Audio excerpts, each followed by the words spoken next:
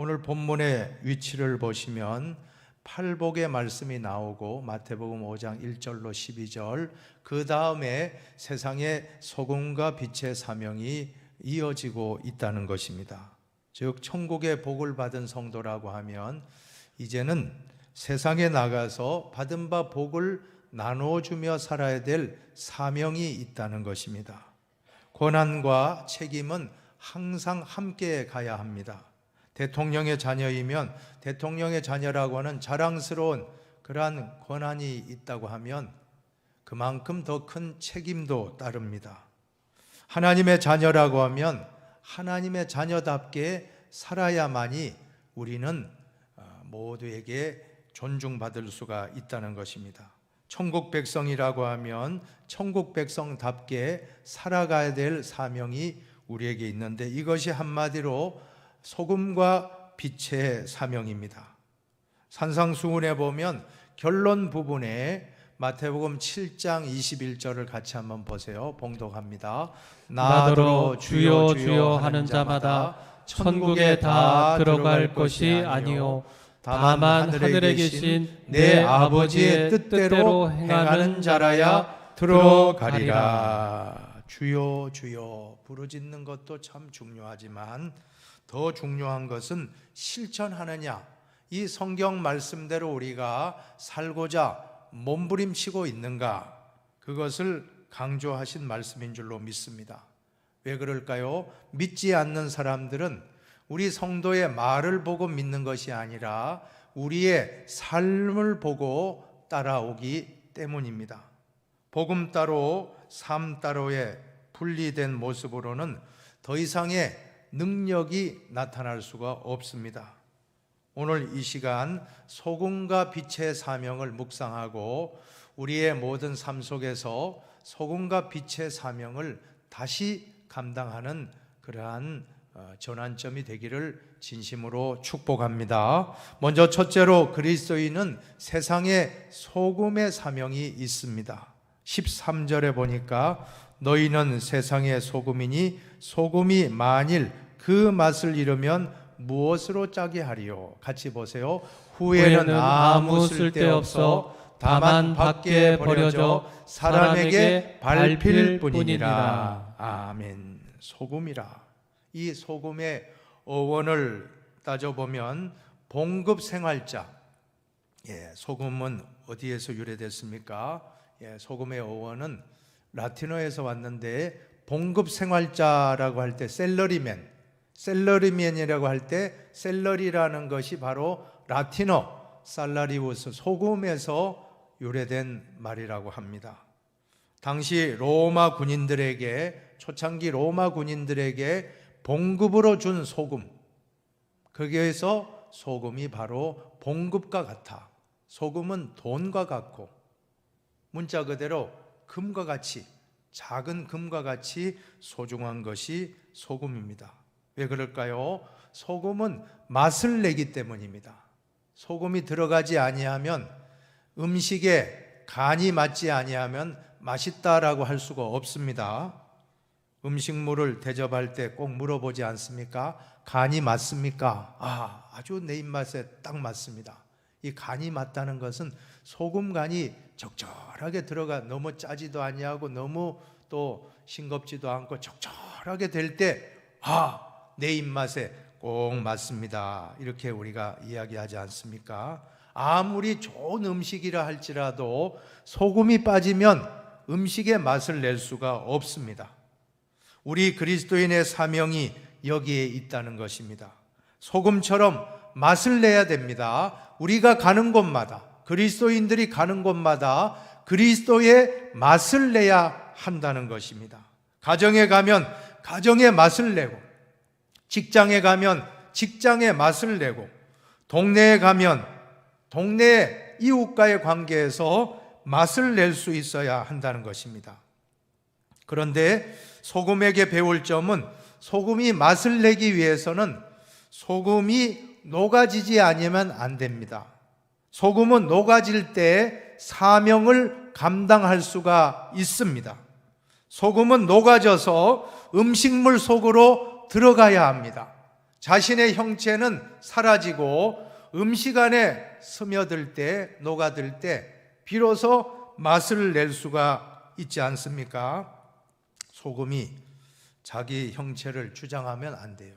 소금은 거기에 사라지듯이 자기 모습이 음식물 속으로 들어가듯이 우리 그리스도인들도 맛을 내기 위해서는 내 모습, 내 형체, 내 사상, 내 고집, 내 아집, 내 방식, 자존심 다 내려놓고 녹아질 때 마태복음 16장 24절 말씀과 같이 예수님의 말씀을 같이 우리가 받으시기 바랍니다. 함께 읽읍시다.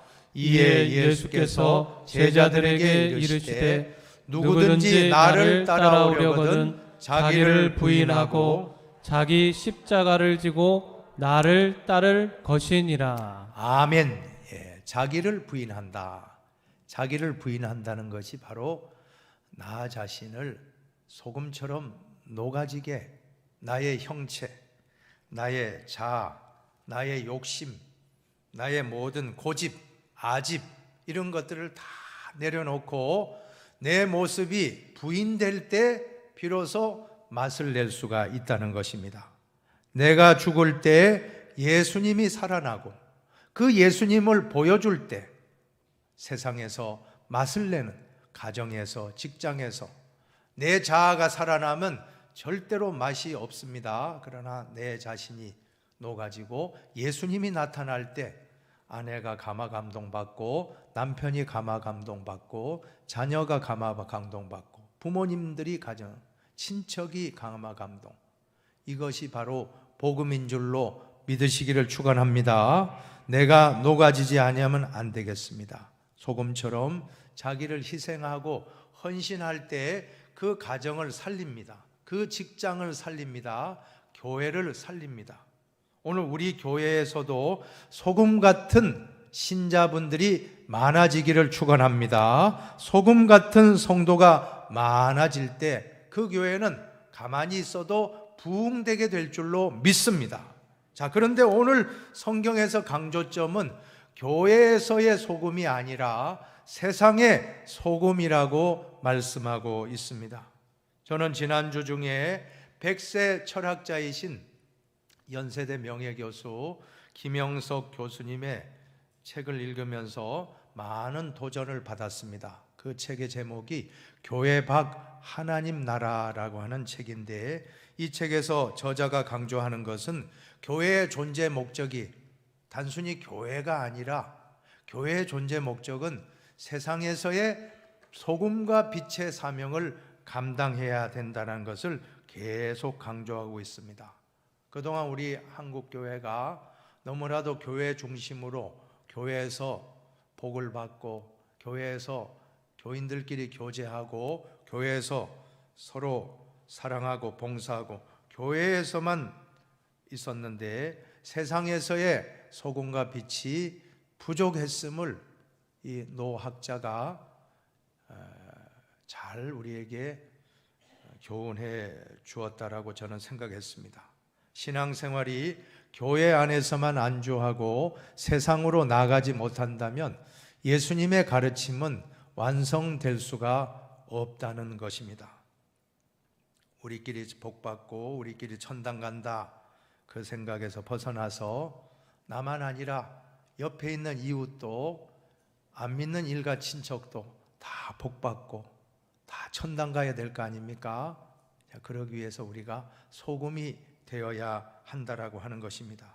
지금 우리 한국교회의 위기는 교회에서는 소금이 되었을지 모르지만 세상에서 소금으로 나아가지 못하여 지금 소금의 맛을 잃었다라고 우리는 은혜 받고 우리는 축복받고 우리는 기도하고 우리는 수련회 했는데 그것이 세상 사람들에게는 오히려 욕을 먹는 그런 우리의 모습이 있었다는 것입니다. 이제라도 우리는 교회에서도 은혜 받고 복을 받지만 세상에 나가서도 이 받은 바 복을 전해줄 수 있다라고 하면 우리는 맛을 내고 절대로 밟히는 일이 없을 줄로 믿습니다. 참 이상해요. 코로나 상황에도 다른 단체가 뭐 이렇게 발생됐다면 뉴스가 안 됩니다. 그런데 교회가 뭐 했다면 확 퍼져가지고는 너무 보통이 아니에요. 안 믿는 사람들은 교회에 대해서 조금만 잘못하면 정말 성경대로입니다. 밟고 또 밟고, 우리 지금 밟히고 있지 않습니까? 왜 그렇습니까? 그만큼 기독교에 대한, 크리스찬에 대한 기대 수준이 높다는 것을 우리가 알 수가 있습니다. 우리는 이 시간 소금의 맛을 절대 잃지 마시기 바랍니다. 밟히는 분 한 분도 없고 정말 하나님께 영광 돌리는 세상의 소금, 녹아지는 소금 모두가 다 되시기를 진실로 축원합니다. 이제 소금은 방지하는 겁니다. 부패하는 것, 썩는 것을 방지하는 것이 소금입니다.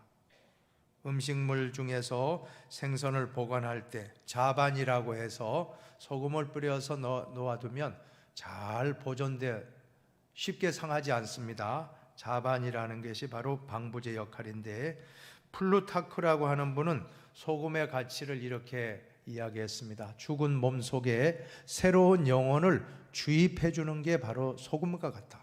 소금은 죽은 것처럼 보이지만 소금이 들어가면 살아난다는 것입니다. 음식물도 소금, 저는 그 안동 지방의 간고등어를 참 그 음식이 참 특산품이 되었는데, 내륙 지방에서 해안선에 있는 그 생선을 어떻게 참 내륙에 있는 사람도 먹을 수 있을까? 아마 과거 같으면 차가 있습니까? 뭐가 있습니까? 마차로 달려와도 많이 상할 텐데, 소금으로 잘 이렇게 간을 해 놓으니까 나중에는 특산품이 되어서 임금님의 수라상에도 임금님 그 식사에 이 안동 간고등어가 진상품으로 올라갔다라고 하는 것입니다. 그만큼 소금의 역할이 큽니다. 소금이라는 것은 냉동시설이 없었던 시절에 이 소금이 음식물을 잘 오래 보존할 수 있도록 하는 역할을 했는데, 자, 오늘날도 우리가 살고 있는 세상은 얼마나 부패합니까? 얼마나 오염되고 더럽고. 자, 그럴 때 우리 그리스도인들이 가는 곳마다 부패하지 않고 썩지 않도록 한다고 하면 이것이 소금입니다. 점점 죽어가는 그러한 사회 속에 새로운 영혼을 주입하는 소금과 같은 역할, 우리가 가는 곳마다 소금의 능력이 나타나서, 이 소금이라는 것은 음식물을 꿰뚫고 음식물을 파고 들어가서 부패와 타락하는 것을 썩는 걸 방지하듯이, 우리 그리스도인들도 직장에 가서 부정하지 않는 방법으로 직장을 더 정직한 직장, 우리의 사업장도 정직한 사업, 이것이 바로 그리스도인의 모습이고 하나님 아버지께 영광 돌리는 복음인 줄로 믿으시기를 축원합니다. 두 번째로는 그리스도인은 세상의 빛이라고 했습니다. 14절에서 15절 말씀을 같이 보십니다. 너희는 세상의 빛이라. 산 위에 있는 동네가 숨겨지지 못할 것이요, 사람이 등불을 켜서 말 아래에 두지 아니하고 등경 위에 두나니 이러므로 집안 모든 사람에게 빛이 느니라. 아멘.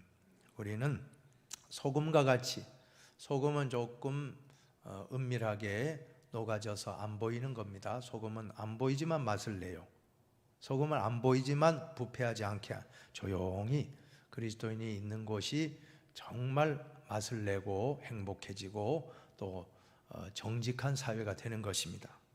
그 다음에 빛이라고 하는 것은 더 적극적으로 능동적으로 세상 사람들에게 비추어줘서 밝히 보여주는 더 적극적인 면이 있습니다. 우리 기독교 신앙은 소금의 역할뿐만 아니라 빛의 역할, 밝게 보여주면서 끌고 나가는 지도자의 역할, 좌로나 우로나 치우치지 말고 소금처럼 빛처럼 살아가면 될 줄로 믿습니다. 소금처럼 오른손이 하는 일 왼손이 모르게 은밀하게 이렇게 다 도와주고 누가 한지도 몰라요. 그러면서 세상에 저 좋은 세상 되지 않습니까? 소금 같은 분들입니다. 때로는 빛의 역할을 해서 끌고 나가는 지도자의 모습이 우리 크리스찬에게도 필요하다는 것입니다. 좌로나 우로나 치우침 없이 소금도 되시고 빛도 되시길 바랍니다. 자, 그럼 빛이 무엇입니까? 빛은 등불로서 세상을 이끄는 지도력이라고 하는 것입니다. 우리 예수 믿는 사람들이 가는 곳마다 빛을 발해서 어두움에 있는 사람들 다 이끄는 역할을 하시기를 축복합니다. 초창기 복음이 들어오고 우리가 3.1 운동 당시를 보면 이러한 역할을 교회가 했습니다. 민족 지도자 33인 중에 16분이 기독교 신자임을 우리가 알지 않습니까? 제일 비율이 높았습니다. 비록 소수의 신자들이었지만 민족을 이끄는 지도자들이 다 교회에서 나왔습니다. 초기 성각자들을 보세요. 도산 안창호 선생님, 이분은 정말 무실역행, 힘쓸 무자, 실, 참된 실자, 참된 것에 힘쓰고, 역행, 힘쓰라, 힘쓸 역자, 행함의 실천력을 강조하면서 얼마나 참 많은 역할을 했습니까? 이분이 기독교인이었습니다. 이 안창호 선생의 연설에 감명을 받고 오산학교를 세웠던 남강 이승훈 선생, 이분도 장로님입니다. 오산학교를 설립했던 설립자 이승훈 선생, 장로님이십니다. 또 오산학교 교장 선생님, 고당 조만식 선생님, 이분도 기독교 신앙을 가진 장로님이었다고 하는 것입니다. 그 밖에도 김구, 이승만, 초기 성각자들은 대부분이 기독교 신앙을 가진 지도자들이었음을 알 수가 있습니다. 당시 교회는 민족의 지도자들을 배출해내는 그러한 역할을 감당했습니다. 저는 성경을 읽다가 오늘날 교회가 사무엘과 같은 역할을 해야 된다는 걸 깨달은 적이 있습니다.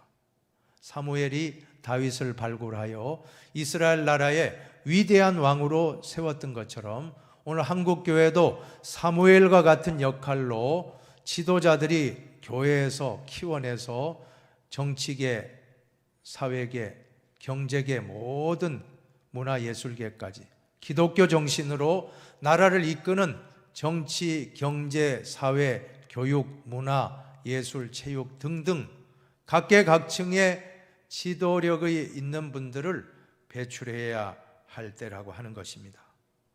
꼭 빛으로 나아갈 수 있게 되기를 축원합니다. 그 다음에 빛은 무엇입니까? 어두움을 몰아냅니다. 어두움을 밝힙니다. 부패하고 타락한 이 사회 어두움을 물리치는 건 빛입니다. 우리 그리스도인들이 가는 곳마다 어두움의 부정부패는 물러가야 될 줄로 믿습니다. 빛이 가는 곳에는 어두움은 물러가게 됩니다. 그리스도인들이 가는 곳마다 어두움은 다 물러가게 될 줄로 믿습니다. 우리가 어두움을 바깥에 있다가 집에 들어와서 현관 스위치를 누르면 바로 0.001초 만에 환해집니다. 바로 그게 빛입니다. 빛이라고 하는 것은 빛이 있는 곳에는 어두움은 다 사라집니다. 성경에 보니까 주님은 우리에게 세상에 빛이 되라 라고 말씀한 게 아니고 너희는 세상의 빛이라. 예수 믿는 순간 우리 마음에는 빛이 들어왔고 그 빛이 얼굴로 나타나서 세상 사람들에게 우리의 얼굴을 통해서도 빛이 증거되는 역사가 있기를 축원합니다. 성 프란시스라고 하는 분은 제자들과 함께 전도하러 한번 이렇게 갔다는 것입니다. 여러분 잘 아시죠? 평화의 기도 성 프란시스. 이 성 프란시스가 제자들과 함께 동네에 전도하러 가는데 전도는 하지 않고 동네만 쭉 돌고 들어왔어요. 그 다음 날에도 또 전도하러 가자. 제자들이 따라갔는데 여러 명이 갔습니다. 그런데 동네만 한 바퀴 또 돌고 아무 말씀을 안 했습니다. 제자 중 한 사람이 묻습니다. 선생님, 전도도 하지 않고 왜 그냥 동네만 돌고 들어왔습니까?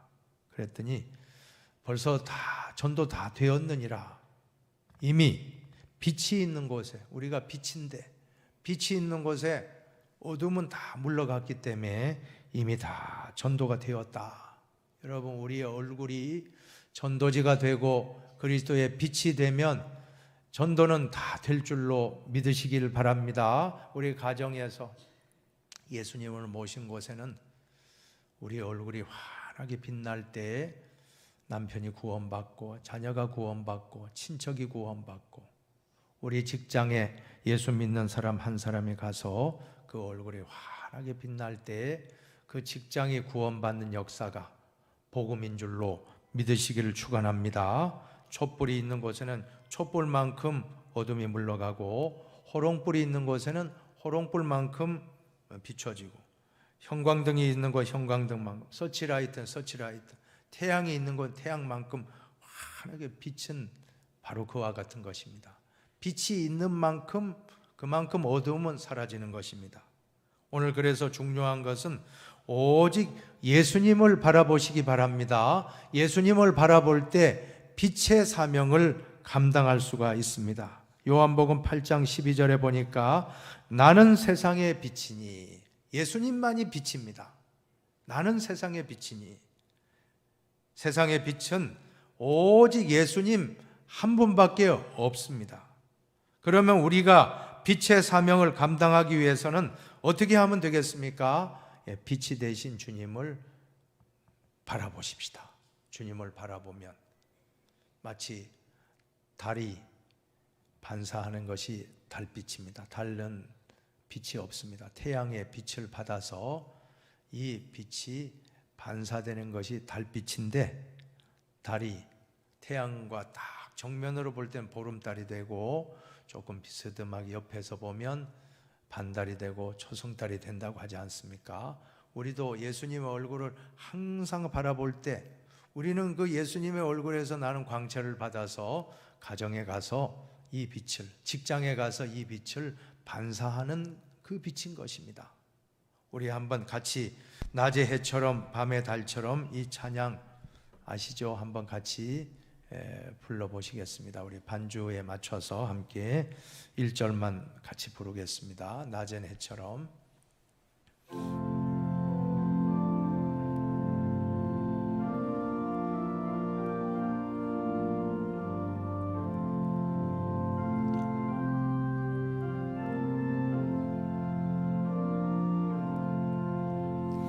낮은 해처럼 밤엔 달처럼 그렇게 살 수 없을까? 욕심도 없이 어두운 세상을 지녀 온전히 남을 위해 살듯이 나의 일생에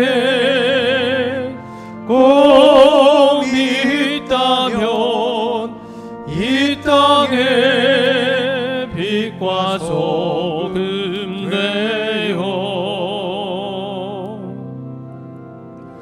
가난한 영혼 지친 영혼을 주님께 인도하고픈네. 나의 욕심이 나의 못난 자가 언제나 커다란 짐 되어 받을 사람로 마음 곤곡해 하리.